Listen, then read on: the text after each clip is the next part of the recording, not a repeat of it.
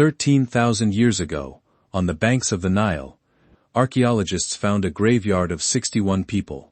A quarter of them had healed wounds and fresh, fatal ones, meaning these people had been attacked, survived, healed, and then been attacked again, for years, before they finally died.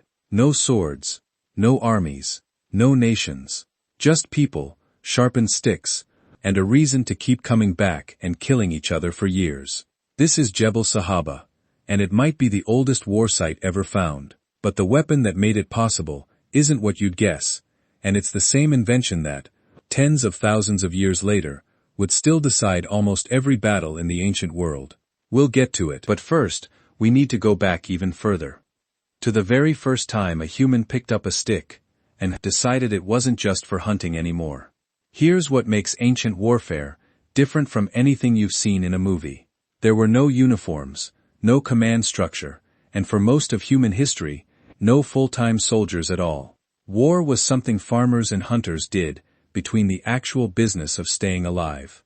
And yet the patterns ancient humans developed, ambush, formation, siege, the bow as the great equalizer, became the blueprint every army after them would build on. We're moving through 4 parts.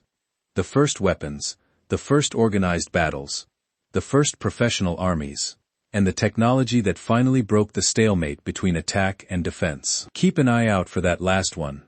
The story of ancient warfare isn't really about who had the bigger army. It's about who figured out how to kill someone before that someone could kill them back. When did a tool stop being for hunting and start being for killing other humans? We don't know exactly, but it's much earlier than most assume. Between roughly 500,000 and 400,000 years ago, early humans, likely Homo heidelbergensis or early Neanderthals, were crafting genuinely engineered wooden spears at a site called Schöningen, in modern Germany. The wood grain was oriented for strength, the weight balanced for throwing, the tips hardened by fire.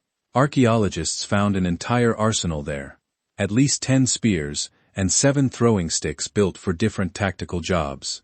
That's specialized equipment, designed and passed down. By around 300,000 years ago, our ancestors had both projectile weapons and close combat, the 2 basic categories that would define every war for the next 250,000 years. But for most of that time, there's no clear evidence these were used on other people. They were hunting tools. The line between killing an animal and killing a person over territory took an enormous amount of time to cross.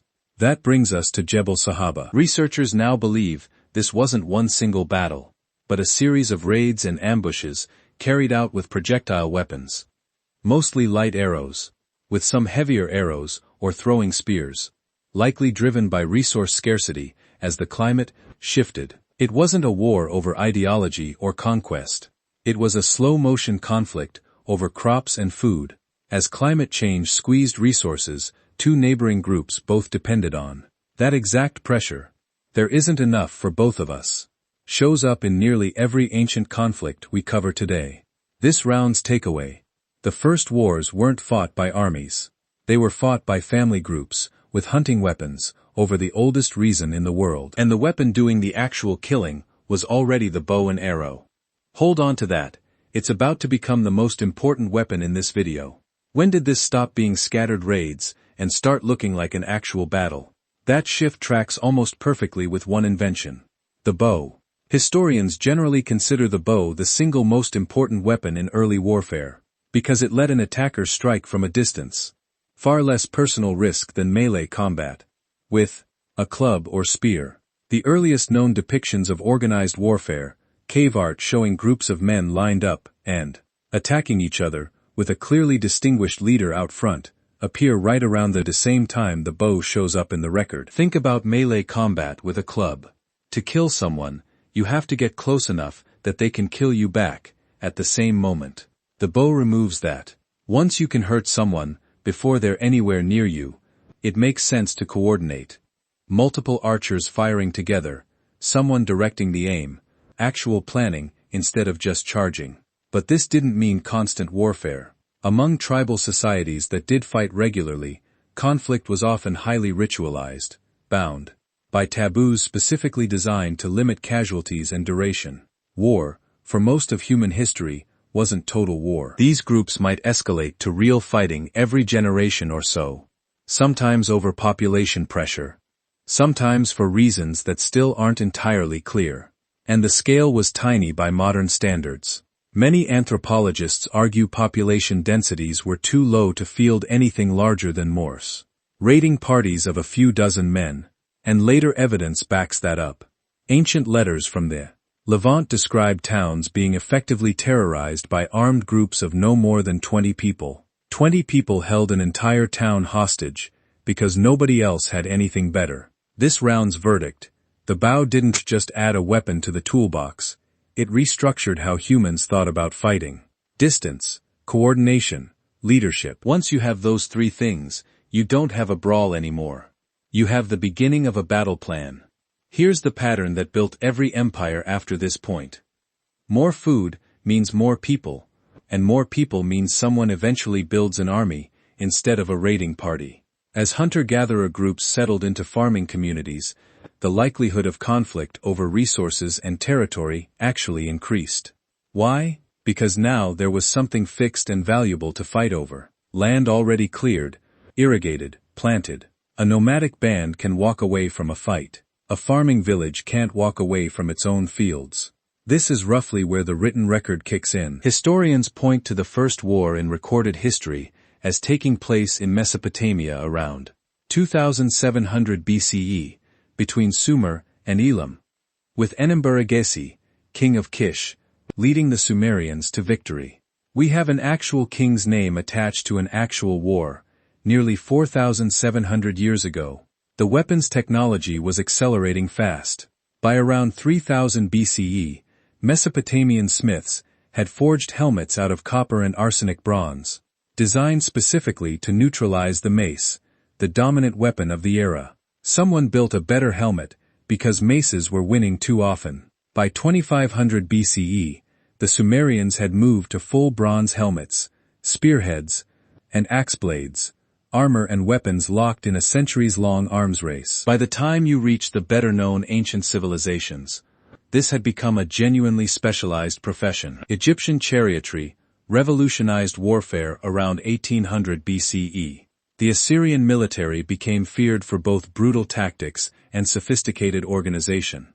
Sparta built a society around the disciplined phalanx, while Athens poured its resources into naval power with the trireme. 4 cultures, 4 different answers to the same question. What's the most efficient way to organize violence at scale? This round's verdict goes to organization itself. The deciding factor, over and over, was which society could turn farming surplus into trained, coordinated fighters faster than its neighbors. But before we call this settled, for all the bronze, chariots, and formations, the deadliest weapon across nearly this entire timeline was still the same one from Jebel Sahaba. The bow. Early ancient armies, even with bronze swords and far more sophisticated equipment, still, primarily relied on bows and spears. The exact same weapon categories developed for hunting, tens of thousands of years earlier. The bronze armor, the chariots, the elaborate formations, most of it was built to survive the bow, not to replace it. So how did ancient humans actually fight their wars? Not the way movies show it, not constant, sprawling battles with thousands of soldiers in matching armor. For most of human history, it was small groups, hunting weapons repurposed for killing, over something painfully simple. Not enough land, food, or water for everyone who needed it. What changed over hundreds of thousands of years wasn't really human nature, it was scale and organization. The bow gave individuals the power to kill from a distance. Farming gave societies the surplus to support full-time fighters. Bronze gave those fighters tools that needed entire economies to produce. The raiding party at Jebel Sahaba and the Sumerian army at Kish were separated by 10,000 years and almost nothing else. Which part of this surprised you the most? That organized warfare might be over 13,000 years old, or that bronze-armed armies were still mostly relying on the same bow and spear combo hunter-gatherers had already figured out? Drop your answer in the comments. And if this kind of deep history rabbit hole is your thing, the next video picks up where the Helmet and mace arms race left off. Inside the first walled cities ever built. And the surprisingly clever ways ancient engineers designed them to make sieges fail. See you there.